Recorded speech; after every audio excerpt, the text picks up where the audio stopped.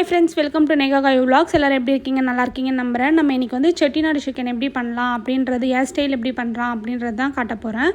First வந்து நான் ஸ்டார்டிங்லேருந்து எடுக்க கொஞ்சம் மறந்துட்டேன். அதனால் வந்து நடுவில் தான் எடுத்திருக்கேன். சாரி. அண்ணா ரெசிபி எல்லாமே சொல்லிடுறேன். நீங்கள் வந்து அதுபடி ட்ரை பண்ணி பாருங்கள்.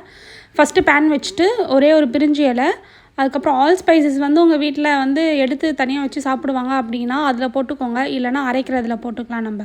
ஓகேவா? அது வந்து உங்கள் சாய்ஸ் தான். அதுக்கப்புறம் வெங்காயம், ஒரு பச்சை மிளகாய், கொஞ்சோண்டு கருவேப்பிலை போட்டுட்டு நல்லா வதக்கிடுங்க. அது கொஞ்சம் நல்லா ட்ரை ஆனோடனே தக்காளி உங்களுக்கு அரைக்க வேண்டாம் அப்படின்னா நீங்கள் இதிலே போட்டு வதக்கிக்கோங்க. இல்லை அரைச்சா ஓகே அப்படின்னா அரைக்கிறதுல போட்டுக்கலாம். நம்ம என்னென்ன மசாலா அரைக்கணும் அப்படின்னா மிளகு, சீரகம், சோம்பு, அதுக்கப்புறமேட்டுக்கா மல்லி, அப்புறம் வரமிளகா இதெல்லாம் போட்டு அதுக்கப்புறம் கொஞ்சமாக கடலப்பருப்பு மட்டும் கொஞ்சோண்டு போட்டுக்கோங்க. போட்டு நல்லா வதக்கிட்டு அது கொஞ்சம் நல்லா ட்ரை ஆனோடனே எடுத்து நம்ம வந்து மிக்ஸி ஜாரில் மாற்றிக்கலாம். அரைக்கும் போது தேங்காய் மட்டும் போட்டுக்கோங்க.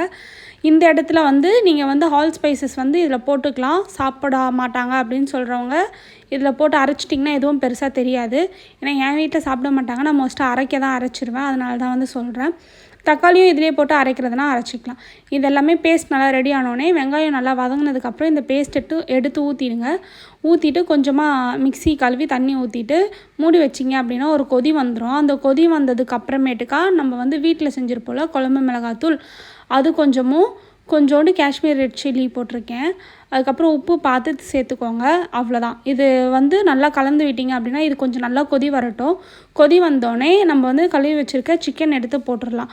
சிக்கன் எடுத்து போட்டுட்டு அது வேகிற வரைக்கும் கொஞ்சம் விட்டோம் அப்படின்னா வந்து அது ஒரு 10 மினிட்ஸ்லேயே வெந்துடும் மேக்ஸிமம்.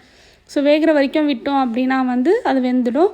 வெந்து முடிஞ்சோடனே கடைசியாக இறக்கும்போது நீங்கள் வந்து கொஞ்சோண்டு பட்டர் மட்டும் மேலே சேர்த்துக்கோங்க. உங்களுக்கு சுகர் ப்ளஸ் காரம் டேஸ்ட் பிடிக்கும் அப்படின்னா கொஞ்சமாக, ஏன்னா தக்காளி சேர்த்துருக்கோம் அதனால் கொஞ்சோண்டு சுகர் சேர்த்துக்கலாம். இல்லை வேண்டாம் அப்படி உங்களுக்கு இஷ்டம் இல்லை அப்படின்னா ஸ்கிப் பண்ணிக்கலாம். அவ்வளோதான். நான் வந்து பட்டரும் கஸ்தூரி மேத்தியும் போட்டு இறக்கிட்டேன். இல்லை அப்படின்னா நீங்கள் கொத்தமல்லியும் போட்டுட்டு இறக்கிடலாம். அவ்வளோதான்.